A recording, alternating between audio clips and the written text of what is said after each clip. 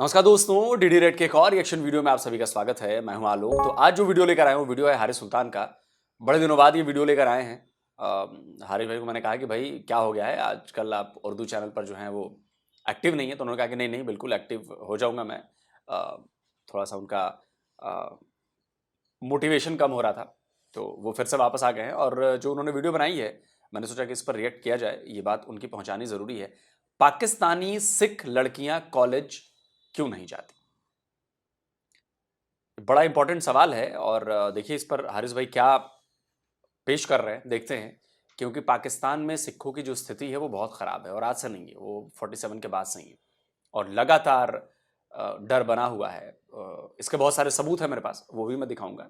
Indian नहीं दिखाऊंगा, सारे इंटरनेशनल सबूत दिखाऊंगा। पाकिस्तानी हो सके तो दिखाऊंगा, या इंटरनेशनल सबूत दिखाऊंगा। चलिए पहले देखते हैं कि हारिस भाई क्या बता रहे हैं।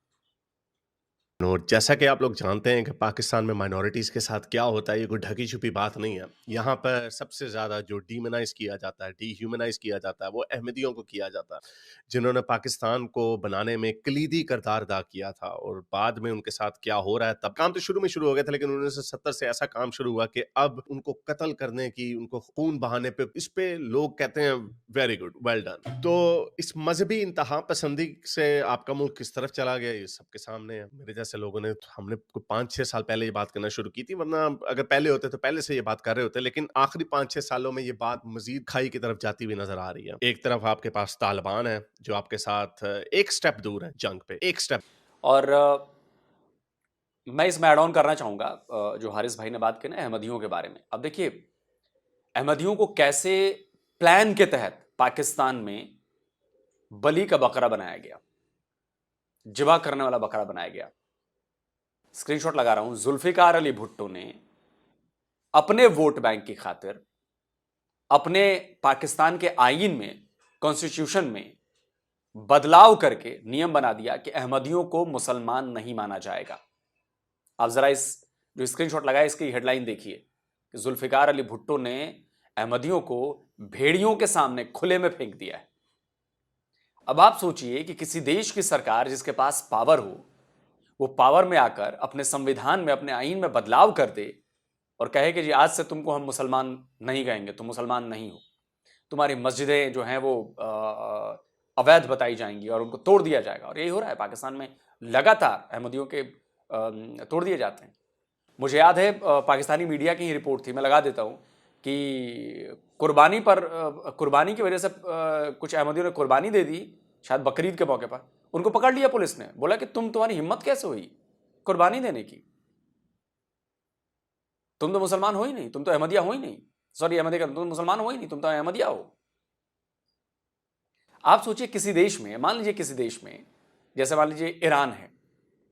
ईरान में चूंकि शिया बहुल है, अब शिया बहुल देश अपने आईन में यह बदलाव कर दे, अपने संविधान में यह बदलाव कर दे कि आज से सुन्नियों को हम मुसलमान मानने से इनकार करते हैं। सोचिए जरा, सुन्नी मुसलमान ही सोचेगा तो उसके साथ क्या सोचेगा वो? अरे ऐसे कैसे?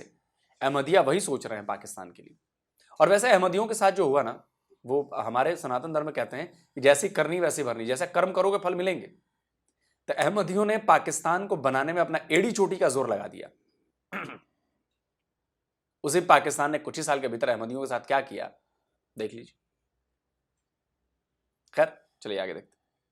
पे एक स्टेप दूर। अभी मैं शहबाज शरीफ की स्टेटमेंट देख रहा था, उन्होंने बयान दिया कहीं पे, उन्होंने कहा हम जी तैयार हैं तालिबानों के साथ मुज़ाकरात करने पे, लेकिन ये टीटीपी को काबू करें। टीटीपी उनकी प्रॉक्सी है, जैसे ईरान की प्रॉक्सी हमास और हिजबुल्लाह थी। इसराइल ने तो कहा नहीं हम नहीं छोड़ेंगे, उन्होंने तो बमबारी करके सारों को, हमास, हिजबुल्लाह, और उसके बेचारे नतीजे में वो बशर अल असद भी एवं उड़ गया, वो मुफ्त में उड़ गया। तो यहाँ पर क्या पाकिस्तान, तालिबान अफगानिस्तान के अंदर जा जाके टीटीपी को मारेगा? मार सकता, नहीं मार सकता। उसके नतीजे में वो जो लाल मस्जिद वाला मौलवी है जो बुर्का पहन के भाग रहा था, उसने भी धमकी दी है कि ओहो अगर तालिबानों ने हुक्म दे दिया ना हमें, तो पाकिस्तानी हुकूमत, यानी पूरी, सिर्फ ये शहबाज शरीफ की हुकूमत नहीं, पूरे पाकिस्तान की जो एस्टेब्लिशमेंट है, इवन मिलिट्री भी, तब तुम्हें नाको चने चिपवा देंगे। वो मौलवी है जो बुर्का पहन के भाग रहा था, लेकिन इन्होंने अपनी जानें तो बचानी होती, इन्होंने बच्चों को आगे करना होता। बच्चे को आगे करना अब इस मुल्क में कौन सा बड़ा मुश्किल काम है? बस वो उनको कुछ जहाद की 1-2 आयतें पढ़ा दो, उनको हदीसें पढ़ा दो, उनको कोई जोश दिलाने वाली उनको कोई स्पीचेस उनके सामने मार दो, अमेरिका बुरा, यहूदी बुरे, और फिर अगर ज्यादा तड़पाना है उनको तो कह दो कि ये जो पाकिस्तानी हुकूमत है ये भी अमेरिका और यहूदियों की पिट्ठू है। ये कहना कोई इतना मुश्किल नहीं है। पाकिस्तान में सिस्टमैटिकली बच्चों को रेडिकलाइज किया जाता रहा हमेशा से, लेकिन अब चूंकि सोशल मीडिया है इसलिए इनको मजीद रेडिकलाइज करना बड़ा आसान है। लेकिन प्रॉब्लम ये है कि हुकूमत को अब समझ नहीं आ रही कि हम क्या वो मुशर्रफ वाला नारा लगाएं इनलाइटेंड मॉडरेशन का, क्योंकि जो हमारे फौजियों के जो चीफ हैं वो भी कभी कोई हाफिज आ जाता है, कभी कोई हाजी आ जाता है और पाकिस्तान की जो एलीट है उनके जहन में हमेशा से इसी तरह ग्रो किया गया, उनको रेस किया गया कि जी इस्लाम बड़ा अच्छा मजहब है, ये लोग बुरे हैं, इस्लाम में तो ये चीजें नहीं। हालांकि चैलेंज है मेरा इनको, बताओ इनके इस्लाम में कौन से मदारिस थे बच्चियों के, लड़कियों के, कौन सी फीमेल स्कॉलर्स इन्होंने पैदा की? नहीं की, क्योंकि औरतों का रोल तो कुछ और है। औरतों का रोल तो बच्चे पैदा करना घर में बैठ के ना। वही जो तालिबान कहते हैं, वही जो दाइश कहता है, ये वही असल इस्लाम है। वो तो सही रास्ते पे चल रहे हैं, इन्होंने चूंकि वाटर डाउन एडल्टरेटेड एक मिला जुला मिलावट शुदा इस्लाम पैदा किया, तो ये समझते हैं कि इससे जी हम उस इस्लाम को आगे लेके पाकिस्तान को लेके चलेंगे। ऐसा हो ही नहीं सकता। दूसरी प्रॉब्लम ये है कि इन्होंने टीएलपी और बेतहाशा इस तरह की जो मजहबी तंजीमें हैं उनको इस्टेब्लिशमेंट ने मजबूत करके रखा। क्यों?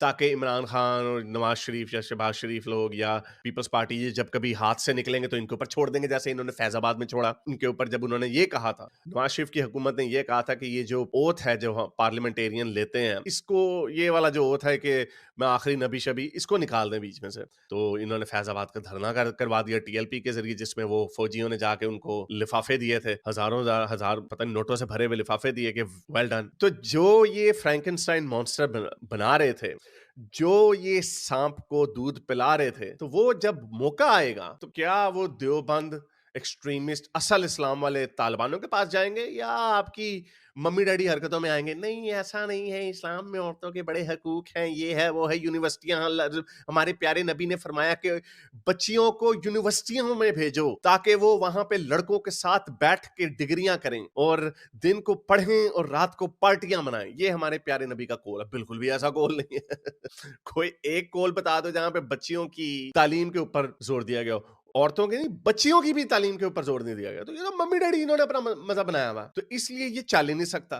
तो आहिस्ता आहिस्ता आहिस्ता आहिस्ता मम्मी डैडी इस्लाम शुरू में तो इन्होंने रखा, लेकिन वो आहिस्ता आहिस्ता बढ़ता गया। और सोशल मीडिया का ऑब्वियसली कायदे आजम को क्या पता था एक वक्त आएगा सोशल मीडिया आएगा। उस वक्त कायदे आजम से पूछा गया, जी आप इतने बड़े आप लीडर हैं, एक मुल्क बना रहे हैं, आपने आइन की एक लाइन नहीं लिखी, आपने 14 निकात तो लिख दिए। 14 निकात इस पे नहीं लिखे कि हमारे कॉन्स्टिट्यूशन में क्या होगा। पूछा गया जी कॉन्स्टिट्यूशन क्या होगा पाकिस्तान का? हमारा कॉन्स्टिट्यूशन 1400 साल पहले लिखा जा चुका, तो अब छितरी पहने में फिर अब यही होगा। 1400 साल पहला वाला हदीस और कुरान की बेस पे अपना आइन बना दो। वो ये आइन नहीं होगा जो पाकिस्तान का आइन है वो होगा जो तालिबान है, जो तालिबान कहते हैं। मेरा सेपरेट इशू है, ये मैं आपको वीडियो दिखानी थी कि किस तरह। और बिल्कुल मैं तो कहता हूं कि पाकिस्तान के लोग फेक मुसलमान अपने आप को जो कहते हैं कि हम सच्चे मुसलमान हैं, वो फेक मुसलमान है, फर्जी मुसलमान। अगर आप असली मुसलमान हैं, अगर आप असल इस्लाम के ठेकेदार हैं, तो सबसे पहले शरिया लॉ लागू करिए अपने यहाँ। इस ब्रिटिश कानून को, इस डेमोक्रेसी को खत्म करिए। वेस्ट का कॉन्सेप्ट है ये, मतलब कहा जाता है। वैसे जो ये कॉन्सेप्ट है डेमोक्रेसी का, वो भारत से ही आया है। सबसे जो पहला डेमोक्रेसी का मामला है वो वैशाली गणराज्य का मामला है, वो सबको पता है। तो आप तो कहते हो कि डेमोक्रेसी तो बेकार की चीज़ है, तो आप लेकर आइए। अगर इस्लामिक, आप इतने ही इस्लामिक हैं, तो सबसे पहले आप इस डेमोक्रेटिक सेटअप को खत्म करिए और आप इस्लामिक सेटअप लेकर आइए। कुरान और हदीस के मुताबिक अपने कानून बनाइए, तब तो बात बने।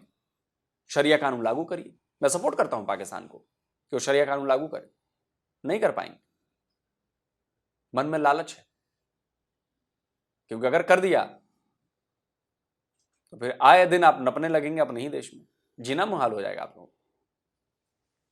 इस तरह पाकिस्तान में बच्चों को ब्रेन वॉश किया जाता है और ये नलायक बच्चे दूजी दा पहाड़ा पूछ लो इन्हें को नहीं आना, सारी बात है जो आपने बेवकूफ बनाया। अब थोड़ी सी जो है ना इसके अंदर ये जो लोलो पोचो है वो ये है कि टीएलपी थोड़ा सा भी लड़कियों को अभी आगे कर देते, ताकि क्योंकि ये आहिस्ता आहिस्ता जो पाकिस्तान की जो मिडिल क्लास है, जो लिबरल क्लास है, उसको भी ये टारगेट कर रहे हैं। तो जरा देखिए किस किस्म की बातें होती हैं। खंदकें खोदते दिखाई दे रहे हैं। हम फैजाबाद की सख्त सर्दी में गोलियों और शरिंग के दरमियान ये फैजाबाद का वही रेफरेंस दे रही है जो मैंने आपको पहले दिया था कि नवाज शरीफ ने कहा था कि ओथ हटा दें, तो इन्होंने जो प्रो अहमदी देखा जा रहा था जिस ओथ को, या ओथ एंटी अहमदी था, ये जो स्टेप था कि इसको रिमूव कर दो वो प्रो अहमदी देखा जा रहा था, तो ये टीएलपी के मौलवी छोड़ दिए जिसपे फौज ने उनको जाके नोटों से भरे हुए लिफाफे दिए, क्योंकि असल मकसद उनको फौजियों को उनसे कोई इस्लाम मुस्लिम से कोई इंटरेस्ट नहीं होता, शराबी शुरबे पीते हैं, वो ये है कि एक मॉन्स्टर होना चाहिए जो इनको लाइन खड़े में खड़ा होकर करे। दिन पर मर मिटना जानते हैं और हम गोलियों और शरिंग के दरमियान खड़े होकर दिन पर मर मिटना जानते हैं और हम कभी गाजी इल्मुद्दीन शहीद बन गाजी इल्मुद्दीन जिसने रंगीला रसूल के ऑथर को मारा था, जिसको कायदे आजम मोहम्मद अली जिन्ना बड़े सेकुलर, पोर्क खाते थे, शराब पीते थे, नमाज नहीं पढ़नी आती थी, उन्होंने कहा वाह क्या बड़ा आदमी है, जिसके बारे में पाकिस्तान का जो आइडियोलॉजिकल फादर है इलामा इकबाल, वो कहता था आज कुम्हारों का लड़का हमें पीछे छोड़ गया, यानी उसने कत्ल किया, कितना बड़ा काम किया। और ये तो आपके फाउंडिंग फादर्स हैं। कर तो चवल कभी मुगाजी मुमताज कादरी शहीद बनकर गाजी काजी मुमताज कादरी शहीद बनकर गुस्ताख को मारना जानते हैं, यानी आम छोटा मोटा गुस्ताख भी नहीं मारा उसने उसने पंजाब के गवर्नर को मारा, जिसके ऊपर उसको फांसी दी गई, 10 लाख लोग उसके फ्यूनरल पर इकट्ठे हो गए, क्या रोक नहीं सकते थे? अमेरिका ने उसामा बिन लादेन को क्यों समुद्र में कुत्ते की तरह फेंक दिया? इसलिए फेंक दिया ताकि उसका मिजार न बन सके, इसलिए फेंक दिया ताकि लोग उसकी पूजा ना करनी शुरू कर दें, उसको हीरो इमोर्टलाइज ना कर दें। इन्होंने क्या किया, इन्होंने कहा ये लो जी मीनार पाकिस्तान में जाके अपना फ्यूनरल कर लो, वहां पे 10 लाख बंदा आ गया, उसी की बेस के ऊपर उसने वो जो मर गया वो जो खादम हुसैन रिजवी, उसने उसी की बेस के ऊपर अपना कैरियर बना लिया, उसके बाद उसकी कंटिन्यूएशन उसका बेटा चला रहा है काम। गुस्ताख को वासिले जहन्नुम करके तख्तेदार वो हो और वासले जहन्नुम, अगर जन्म जुनूम तो कोई है नहीं, लेकिन अगर होती ना, ये तुम सारों ने उधर जाना था को कातलों। चुनकर दीन पर मर मिटना जानते हैं, क्योंकि दीन पे मर मिटने का जज्बा कल भी था और आज भी है। पढ़ो लोग देखो वाह क्या बात की है, वाह कि हाँ टफर तू कौन। परिंदे मार दे सरो सनोबर मार। तो ये बच्चे हैं पाकिस्तान के, ये अगली जनरेशन, लोगों की जो अगली जनरेशन होती है वो पहले से बेहतर होती है, वो आगे की तरफ जाती है, लेकिन इन्होंने क्या किया, काफरों के खिलाफ नफरत इतनी फैलाई कि ये जो हमारे सिख भाई हैं, मैंने उनके लिए भी पैगाम है जरा, जो इंडिया में शरारतें करते रहते हैं कि हमें अलहदा खालिस्तान चाहिए, पाकिस्तान के बारे में कुछ नहीं कहते, ये नहीं कहते कि जो पाकिस्तान का पंजाब है ओहदे चों भी सानू थोड़ा जा हिस्सा दो, ज्यादा पंजाब तो पाकिस्तान में है ना, सिखों का पंजाब तो इधर भी था, इसमें से खालिस्तानी मांगते नहीं मांगते, जरा देखें जो पाकिस्तान में थोड़े से सिख हैं उनका क्या हाल है, सुनिए जरा। बच्चियां, अब सिख बच्चियां आपको स्कूलों कॉलेजेस के बाद कहाँ नजर आती? हसन अब्दाल में इतनी मतलब पूरी कम्युनिटीज हैं सिख बच्चियों की, 7वीं 8वीं के बाद वो आपको नहीं यूनिवर्सिटीज में नजर आती। क्यों? There is one reason out of many, one is forced नवैया। मेरी जो लास्ट रिसर्च में करी थी, मैं बच्चियों से जाके खुद मिली और उन्होंने मुझे बताया कि हम गुरुद्वारे के सामने खड़े जब जाते हैं तो हमारे घर वाले, हमें 2 कदम भी होंगे ना तो हमारे घर में से कोई बड़ा हमारे साथ जाता है। मतलब आपके पास इतनी फ्रीडम ऑफ मोबिलिटी नहीं है कि आप 2 कदम अपने घर से अपनी वर्शिप प्लेस में सेफली मूव कर सकें। और उन्होंने ये खुद बताया है कि गुरुद्वारे के सामने लड़के जो हैं वो खड़े होते हैं, नंबर भी फेंकते हैं और घूरते हैं, तो हरासमेंट नहीं है आपकी। तो ये जब आपका होगा गुरुद्वारा, मुझे साफ पता मोमिन क्या कहेंगे, मोमिन कहेंगे यार आप औरतों को बाहर भेजेंगे तो फिर हमारी शलवार में तूफान तो आएगा ना, इसमें क्या हो गया। वैसे ही मुसलमान लड़कियों के साथ भी करते हैं पूर्ण, बड़े गंदी फिल्मों में सबसे आगे, गंदी फिल्मों के अंदर भी जो कैटेगरी है ना, जो सबसे ज्यादा गंदी फिल्में होती है उसमें भी सबसे आगे, लेकिन टीवी पे आके सामने आके बड़े जी इस्लाम अच्छा है, हमने जी बड़ा अच्छा काम करना है, लड़कियों की तरफ नहीं देखना, ये हाल है एक फेल्ड कौम की फेल्ड बाहर जाने के लिए नहीं फैमिलीज आपको छोड़ी, वो तालीम लेने भेजेंगी। उनकी सबसे पहला जो एस्केप का तरीकाकार होगा या जो उनके पास मैकेनिज्म होगा आपको बचाने का, आपकी सेफ्टी का नेट, वो ये होगा कि बच्चे की शादी कर दो। क्योंकि हम तो ये सिखों का हाल है, अहमदियों का क्या हाल है वो भी आपको पता, क्रिश्चियंस का क्या हाल है, 2 दफा उनकी बस्तियों पे हमला किया जा चुका है, उनको मारा गया अभी इसी पिछले 16 महीनों में। तो ये वो लोग हैं जो पूरी दुनिया में विक्टिम बन जाते हैं, यही लोग। इनसे पूछो क्या हो रहा है जी इसराइल में, ओहो जी अमेरिका में क्या हो रहा है, इस्लामोफोबिया, वेस्ट में इस्लामोफोबिया। वेस्ट वाले अगर इनका 1% भी कर लेना जो ये अपनी माइनॉरिटीज के साथ करते हैं, ये चीखे मार के वहां से भाग के अपने मुल्कों के अंदर वापस आए, लेकिन ये बेशर्म लोग हैं। तो एनीवे ये देखते रहे, मैं कुछ अरसे से तकरीबन 1-1.5 सालों से कह रहा हूँ कि ये मुल्क इसका बड़ा बुरा हाल होगा, ये इसमें उम्मीद की कोई किरण नजर नहीं आ रही, या तो कैपिचुलेट होगा या एक इसका बहुत बड़ा हिस्सा इसके हाथ से निकल जाएगा। ये होना जरूर है, क्योंकि जिस तरह ये चला रहे हैं ऐसे चल नहीं सकता। ये लोग जो जिनको ये बात समझ नहीं आती वो लोग हैं जो नेशनलिज्म में, वतन से मोहब्बत में अंधे हुए हैं। मैं आपको ये बता रहा हूँ कि मैंने यूथियों को देखा है जो कह रहे हैं कि तालिबानों आओ हमारी जान इनसे छुड़ाओ। यूथ ही है पंजाबी यूथ ही है। तो जब ये, और अगेन इसमें ये लूज लूज सिचुएशन है ऑन बोथ हैंड्स। एक तरफ तो हम मानते हैं कि जो मिलिट्री एस्टेब्लिशमेंट है उसकी वजह से जमहूरियत पाकिस्तान का गला घोंटा हुआ है। अगर यहाँ पे सही जमहूरियत होती तो ये डिबेट जो है पार्लियामेंटेरियंस ने करनी थी कि हम जो अहमदियों के साथ जो काम करते हैं, ये काम जो हम अपनी माइनॉरिटीज के साथ करते हैं, ये कब हम खत्म करेंगे। बाहर से जो प्रेशर आता है, क्योंकि फेस पॉलिटिशियंस ने करना होता है उनको। जब पॉलिटिशियन फेस करता है तो फिर उसको कोई गारंटीज देनी पड़ती हैं कि जब अमेरिका कहेगा यार ये कोई अपनी हरकतें सीधी करो, तो उनको कुछ करना पड़ेगा, वरना हम जीएसपी स्टेटस ले लेंगे वगैरह वगैरह। जिस तरह अभी ट्रंप का जो अनवॉय है रिचर्ड ग्रैनल, उसने इनको नाक में इनके दम दिया हुआ है कि भाई तुमने क्या किया मिलिट्री कोर्ट में। पीटीआई के जो लोग हैं उनको 10-10 साल, इमरान खान के अभी भांजे को, हसन न्याजी में उसका नाम, उसको 10 साल कैद दे दिया मिलिट्री कोर्ट में। कोई ड्यू प्रोसेस नहीं फॉलो किया गया, बदमाशी चल रही है। तो अभी आगे से आंखें दिखा रहे हैं, क्योंकि अभी ट्रंप ने ऑफिस संभाला नहीं ना, 22 दिन है अभी। उसको कह रहे हैं नहीं ये हमारे अंदरूनी मामला आता है, अंदरूनी मामला तारा वो आके दसेगा। तो ये एक तरफ तो हकीकी जमहूरियत के लिए ये जो स्ट्रैंगल होल्ड है, ये जो फौज का जो स्ट्रैंगल होल्ड है, इसको खत्म करना जरूरी है। लेकिन उसको खत्म करने का सबसे बड़ा कैंडिडेट कौन है? तालिबान या मजहबी फोर्सेस। तो अगर वो आ गए तो इससे भी बुरा हाल हो जाना। तो एक तरफ कुआं, दूसरी तरफ खाई, stuck between rock and a hard place. इसमें कोई बेहतरी की चांस मुझे कहीं पे नजर नहीं आ रहा। उम्मीद करता हूं आज की वीडियो आपको पसंद आई होगी। इसको लाइक करें, शेयर करें। अब तक के लिए इतना की वीडियो तक। चलिए वीडियो खत्म हो गया। और मुझे लगता है कि यहाँ पे जो कहावत सेट बैठती है ना, वो ये नहीं कि एक तरफ कुआं है खाई। कुएं में तो शायद गिर के आप बच जाओगे, खाई में नहीं बचोगे। कुएं में तो शायद एक बार गिर के बच जाओगे। एक तरफ कहना चाहिए कि एक तरफ ज्वालामुखी, दूसरी तरफ खाई, कि ना ज्वालामुखी में बचना है ना खाई में गिरोगे तो बचना है। देखिए अब यही दिक्कत है। अभी जो ब्रिटेन में हो रहा है, एलन मस्क ने जो आग लगाई है पाकिस्तानी मुसलमानों के खिलाफ, पाकिस्तानी है मुसलमानों के खिलाफ, ब्रिटेन में जबरदस्त एक आंदोलन चालू हो चुका है कि ग्रूमिंग गैंग और इन सब, और उसमें 80% पाकिस्तानी है। बहुत भयानक चालू हुआ है। अब लोगों ने पहले उसको अब वहां की मीडिया में भी ओक टाइप के लोग बैठे हुए हैं ना, तो वहां की मीडिया में करते थे कि एशियन गैंग्स हैं, एशियन गैंग्स हैं, एशियन गैंग्स हैं। फिर सबने विरोध करना शुरू किया। एशियन गैंग्स का क्या मतलब है यार? क्या उसमें जापानीज हैं? क्या उसमें फिलिपिनोस हैं? क्या उसमें इंडियंस हैं?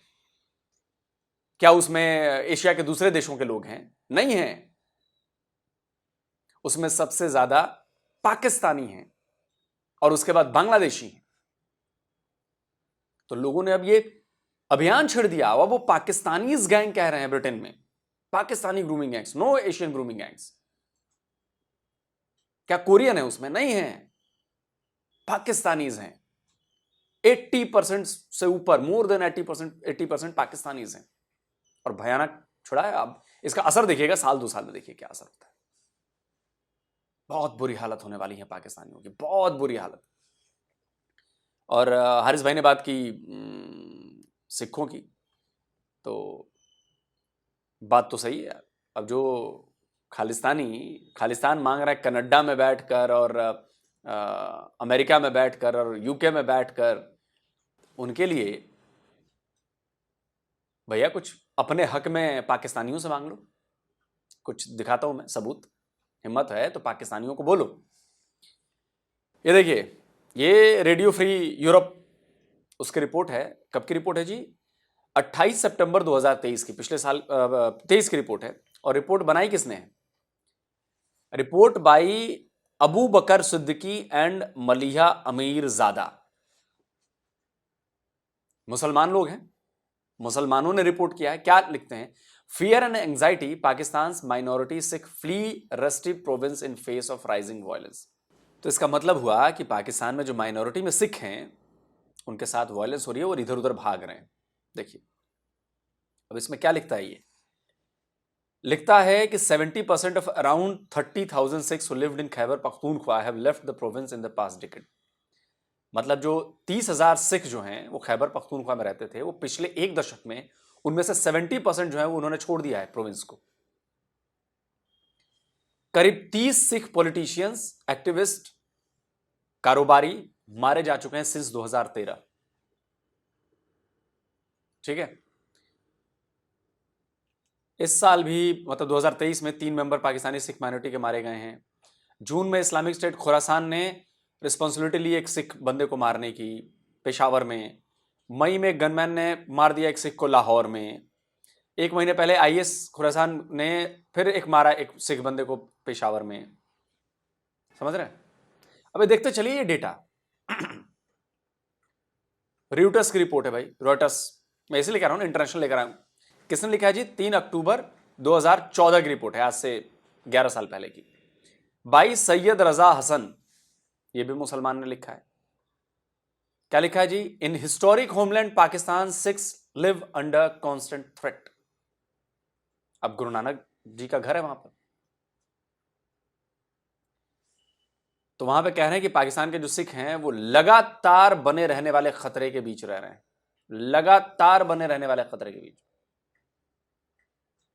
और पेशावर में उन्होंने कोट किया है, बताइए, है ना? चलिए अगली, वॉइस ऑफ अमेरिका, उसकी ये खबर है। यह है जुलाई 13, 2023 की। लिखने वाले कौन है जी? नजर उल इस्लाम। ये भी एक मुसलमान राइटर हैं, मुसलमान जर्नलिस्ट हैं। Sikh minorities in Pakistan Peshawar fear attacks by Daesh terror groups. Daesh जो कि कहता है कि हम इस्लाम के लंबरदार हैं, वो सिख माइनॉरिटीज पर हमले करने का डर है वहां के सिखों को। देखते चलिए।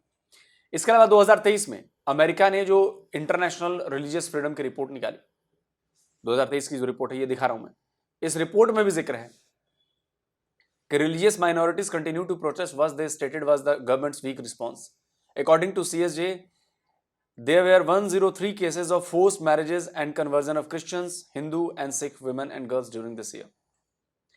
103 केसेस आए हैं जिसमें क्रिश्चियंस, हिंदू और सिख महिलाएं और लड़कियां हैं जिनको कन्वर्ट किया गया इस्लाम में, फोर्स कन्वर्जन कराया गया और उनकी शादियां कर दी गई। ठीक है जी। इस रिपोर्ट में आगे दिया गया है कि भी throughout the year individuals of an unidentified assault and killed Hindus, Christian, Ahmadis, Sikhs, Sunnis and Shias in attack sources said. यहां भी लोगों ने सिखों को, अहमदियों को, हिंदुओं को, क्रिश्चियंस को मारा है, ये उन्हीं की रिपोर्ट कहती है। और इसके अलावा ये जेनोसाइड वॉच की खबर है। पाकिस्तान के जो मौजूदा मंत्री, ये सितंबर 19, 2024, ये पिछले साल की खबर है, अभी मतलब 4-5 महीने पहले, 6 महीने पहले की खबर है। Pakistan minister admits minorities face persistent violence. ये ख्वाजा आसिफ हैं, आपके डिफेंस मिनिस्टर। इन्होंने एडमिट किया है कि जो माइनॉरिटीज हैं आपके यहाँ, उन पर लगातार जुल्म हो रहा है, लगातार उनके खिलाफ वायलेंस हो रही है। और अगर इसके बाद भी पाकिस्तानी ये कहते हैं कि उनके यहाँ तो बड़े हुकूक दिए गए हैं और ये दिए गए हैं, वो दिए गए हैं, तो हंसने के अलावा और अफसोस करने के अलावा हम क्या कर सकते हैं? बाकी सिखों की बात मैंने दिखा दी है। सिख समुदाय इस पर आवाज उठाए, करे, बहुत जरूरी है करना। मुझे याद है, एक वीडियो दिखाता हूं आपको। मुझे याद है कुछ साल पहले, 2 साल पहले ही, एक सिख लड़की को किडनैप कर लिया गया पाकिस्तान में और उसका बाप बेचारा रो रहा था और कुछ नहीं कर रहा था। देखिए, आज जो हमारे साथ ज्यादती हुई है, आज जो हमारे साथ जुल्म हुआ है, आज जो हमारे ऊपर हमला हुआ है, ये एहतजाज उस वक्त तक जारी रहेगा जब तक हमारी बच्ची हमें वापस नहीं मिल जाती। हमारी बच्ची कल से इंतजामिया ने अगवा करवाई थी। बुनेर की इंतजामिया इसमें मुलव्वस है। बुनेर की इंतजामिया ने उसे अपनी जबरदस्ती टार्चर करके उससे बिना बयान हल्फी लिए उसका निकाहनामा करवाया है, उसको अपने पास रखा है। हमें वर्गलाते रहे, पूरा दिन हमें वर्गलाते रहे। थाने में हमारी एफआईआर दर्ज नहीं करवाई उन्होंने, क्योंकि इंतजामिया इसमें मुलव्वस है। इंतजामिया के बलबूते पर हमारी बच्ची को जबरदस्ती एफिडेविट करवाया गया है, टार्चर किया गया है।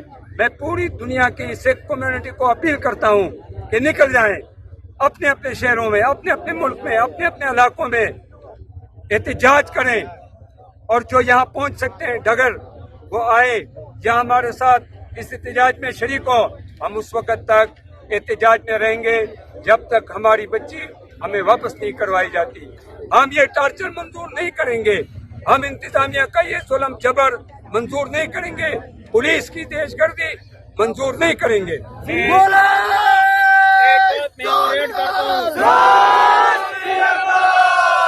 अब आप सोचिए कि पाकिस्तान में सिखों के साथ क्या हो रहा है। बाकी आपकी मर्जी, आप सच को झुठला दें, आप सच को मानने से इनकार कर दें, इसमें कुछ नहीं कहा जा सकता। बट हकीकत कभी बदलेगी नहीं, हकीकत यही है जो वहां पे हो रहा है। कमेंट करके अपनी राय जरूर दें। जल्दी मिलता हूं एक और नए वीडियो के साथ। नमस्कार, जय हिंद। तो अगर आप चाहते हैं मुझसे बात करना, मुझसे कोई सवाल पूछना, तो फैन कॉल पर आप मुझसे कनेक्ट हो सकते हैं। फैन कॉल में ये सुविधा है कि आप अपने हिसाब से वहां पर जाकर टाइम स्लॉट बुक कर सकते हैं कि आपको फलाने दिन मुझसे बात करनी है, फलाने टाइम पे मुझसे बात करनी है। लेकिन ये भी बता दूं कि ये पेड सर्विस है,